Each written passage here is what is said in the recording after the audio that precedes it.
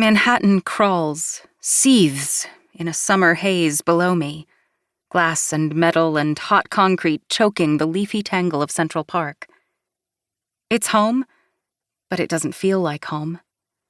I feel like I'm still on the waves, untethered, still on a yacht, being brought from my family's ancestral seat to the home I know best, for a wedding I never asked for. Maybe it doesn't feel like home because of where I am, a slick high-rise stocked with blindfolds and rope and custom furniture. Or maybe it's because of whom I'm in this high-rise with. Tristan Thomas, the man who stole my heart in the shattered moonlight of the Atlantic.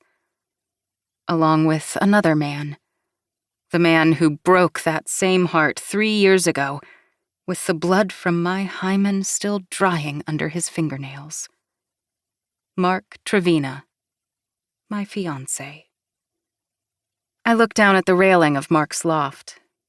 My hands are pale and slender, the left hand glinting with rubies and gold.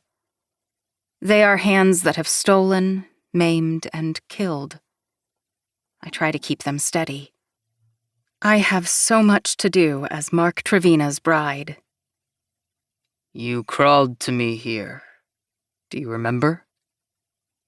Too late, I become aware of the presence in the loft, and I turn to see Mark coming to the glass half-wall separating the space from the rest of the penthouse. Rather than stand beside me, however, he braces his right hand next to mine on the railing and stands just behind. Not close enough to touch, but close enough that I'm thinking of touching now. Close enough that I can feel the measures of his exhales. Our hands are less than an inch apart. His is an expression of power next to my own. Its size, its placement. 2 of the fingers on it have been inside my body. I stare at my unzipped suitcase, my entire body itching to leave this room and find the 2 people outside it. I took the job as Mark's bodyguard this spring, hoping for a distraction, or whatever existed between distraction and pinning all of my time, movements, and decisions onto someone else's. Because it turned out that leaving the army had not fixed the ache that came with having killed my best friend. I had not expected to fall in love with my employer. I had not expected to fall in love with his future wife.